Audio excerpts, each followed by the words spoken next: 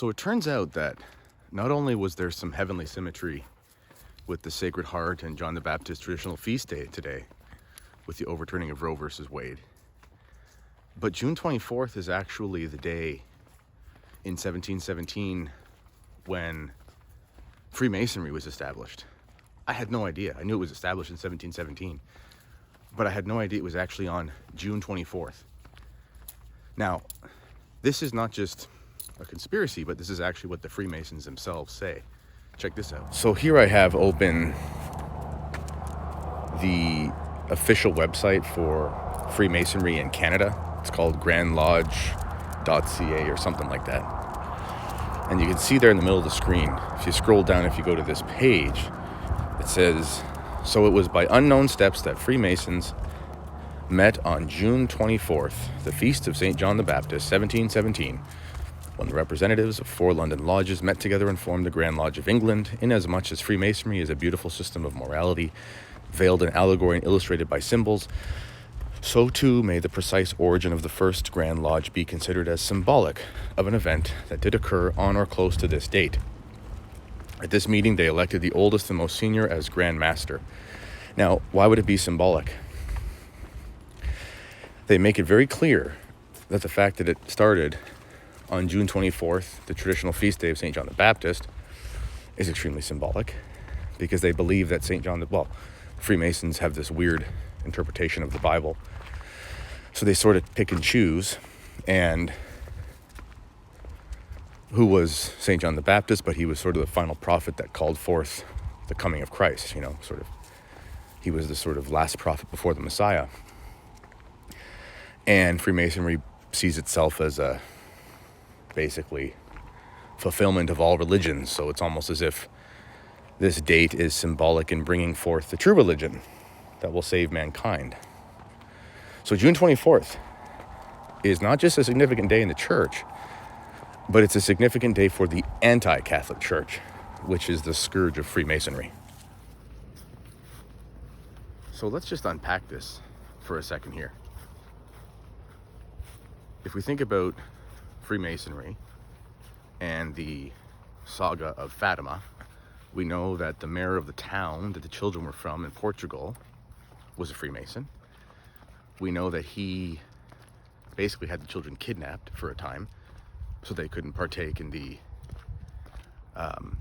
apparition in August. We know that the Freemasons were basically doing a coup of the country at the time. We know that in 1917, St. Maximilian Kolbe witnessed a Freemasonic demonstration in Rome, just at the time of the apparitions.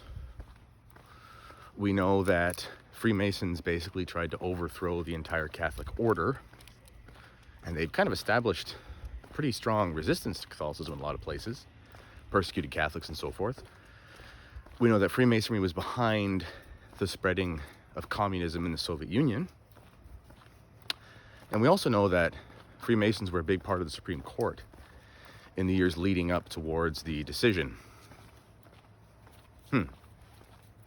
Freemasonry is intimately linked in the story of Fatima, and in the story of the consecration, and in the crisis in the church.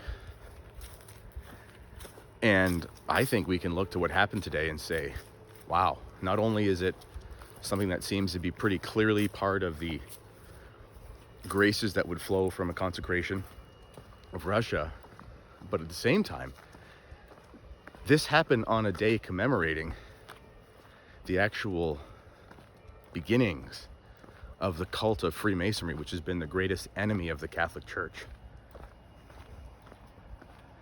I think we're going to keep finding more and more significance to come out of this day.